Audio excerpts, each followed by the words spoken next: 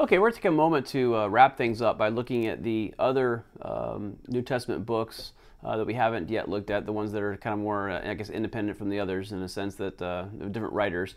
We'll start with Hebrews. Hebrews is interesting because we don't really know exactly who wrote it.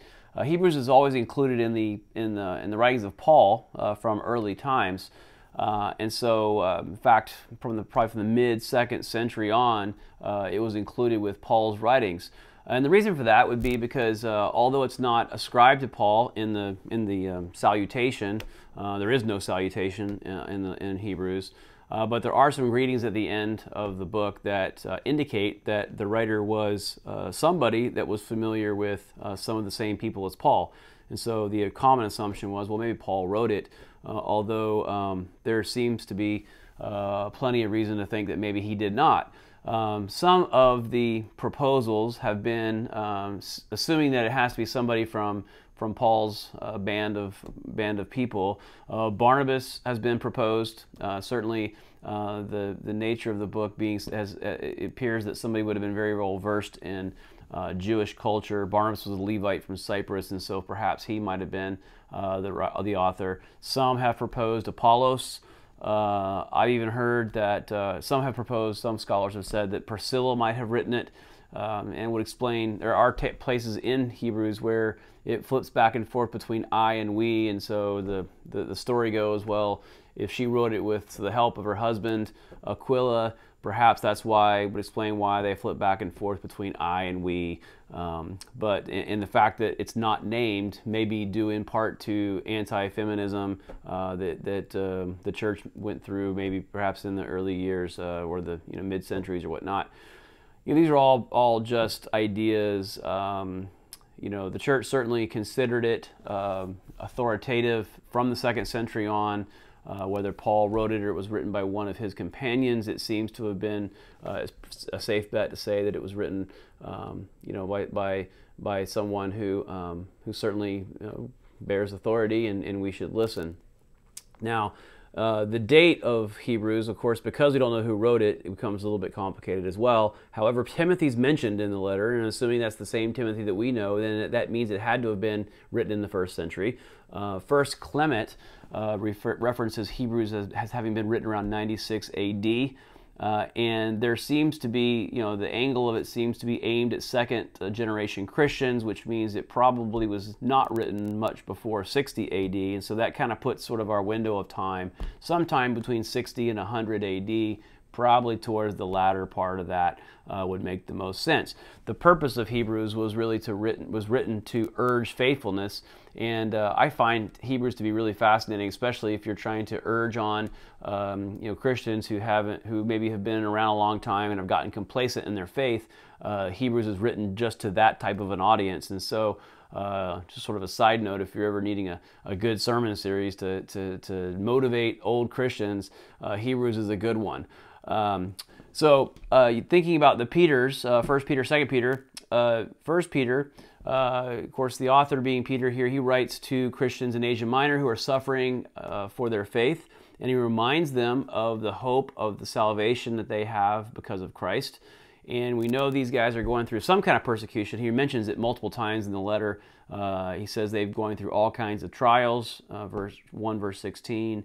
There are people speaking maliciously about them, chapter 3, 13 through 16. They're going through a fiery ordeal, he says, chapter 4, verse 12 through 19. And he talks about how they're sharing the sufferings of Christ because of his name. And so they're definitely going through a tough time. He quotes the Old Testament 8 times in the short letter and alludes to it even more often than that. And so there's a lot of Old Testament connection, more so in the book of 1 Peter or letter of 1 Peter than any other New Testament letter. Theologically, he's encouraging suffering Christians by reminding them of their present identity as God's people and their secure hope of ultimate blessing, both rooted in the death, resurrection, and victory of Christ. Now, 2 Peter is interesting because, there is some dispute as to whether or not Peter wrote 2 Peter or not. And there are a lot of similarities between 2 Peter and Jude. In fact, there's a bunch of phrases that are exactly the same. I mean, Jude's only 1 chapter, 2 Peter is not much longer. and there's a lot of similarities, especially with 2 Peter chapter 2 and the letter of Jude. I won't take the time now to go through and explain all of the similarities. You can read them for yourself. However, because of those similarities, several attempts at explanations have been made. Either they're the same author, which might mean, for instance, that Jude might have been amanuensis for Peter. In other words, he wrote it for Peter, or the letter of Peter, that is. Perhaps Peter and Jude borrowed from one another. If that's the case, maybe Jude borrowed from Peter, maybe Peter borrowed from Jude.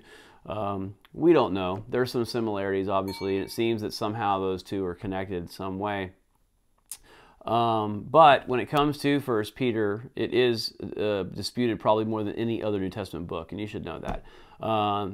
People will say arguments would go something to the effect of, well, the Greek couldn't have been Peter's because it's very distinct in language from 1 Peter. In fact, there are 57 words used in 2 Peter that aren't used anywhere else in the New Testament, which would indicate maybe that it was written at a different time, different person.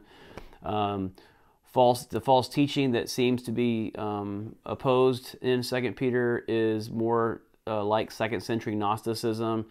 Chapter 3, verse 15, that refers to Paul's writings as Scripture, would seem to be a bit of a later understanding or reflection on Paul's writings.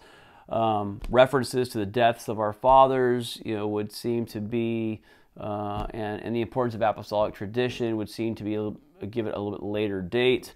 It wasn't strongly attested to by early church fathers. In fact, Eusebius, a church historian, categorized 2 Peter as among the disputed books.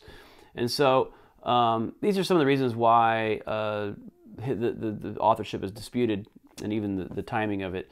But on the other hand, the Greek's not that distinctive, others would argue. In fact, it's improbable that the false teachers were actually Gnostics. It's probably an earlier form of it.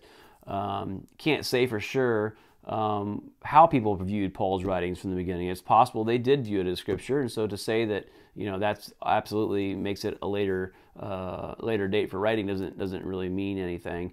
And so some of those types of arguments would go against putting it later.